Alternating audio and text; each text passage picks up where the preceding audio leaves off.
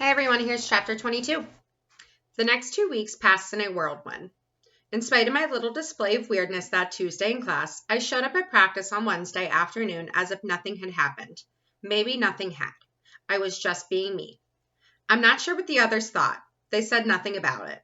So like all the other team members, alternates and regulars alike, I stayed every day after school to practice from 3:30 to almost 6 o'clock. I still couldn't get over the fact that I was part of the team. Okay, truth. There was a team and there was me, and we were in the same room. But we weren't quite a team. They appreciated the fact that I usually got the answers right, but when Mr. Dimming gave us multiple choice questions to answer, I did think for only a moment that hit the correct letter on my machine. But lots of the preparation involved fast and furious, back and forth discussions, and I had trouble adding anything to what was being said, most of the time. One of the longest one-syllable words in the English language is screeched, Connor announced one afternoon as he chomped on a raspberry Twizzler. That's a good word for melody, Claire said as she snatched his candy and took a bite. I couldn't respond, and no one else bothered to.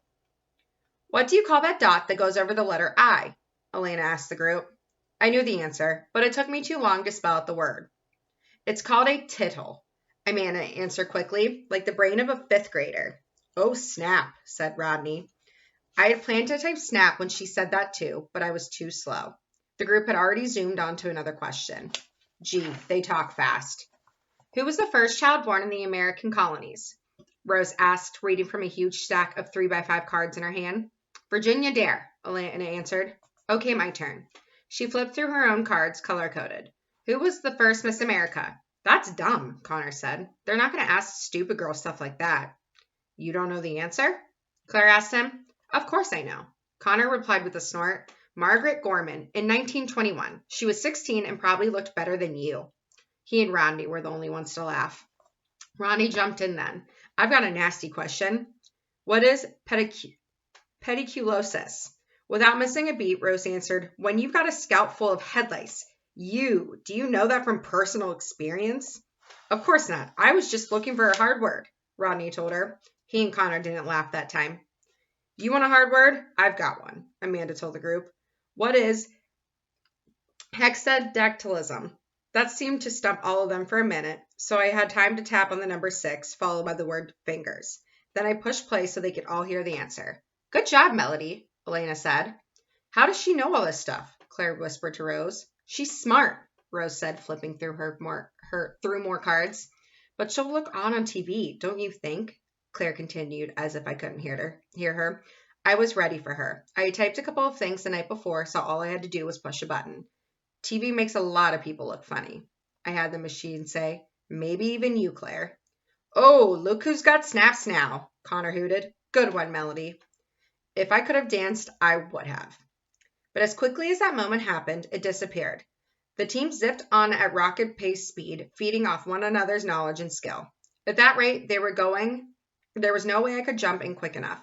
I listened, however, and remembered it all. What's the only rock that floats? Pumice.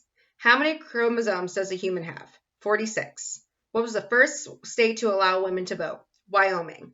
What's Mr. Dimming's first name? Wallace. We all cracked up at that. At the end of every prep session, Mr. Dimming gave us another official quiz from national headquarters. Since those always consisted of multiple choice questions, I always did well, but I wanted to be like the rest of them as we studied. One Thursday in the middle of a practice session, Rose's mom ordered pizza for everyone and had it delivered to the school. Your mom rocks, Connor said. You're easy to please, Connor, Rose replied with a laugh. Everybody pushed to get the hot, spicy-smelling slices from the box. I was starving like the rest of them, but I just sat there. Don't you want some pizza? Elena asked me. I'll go get a slice for you. She never said much during the practice, but she took lots of notes, and she usually scored pretty high on our practice quizzes. Not hungry.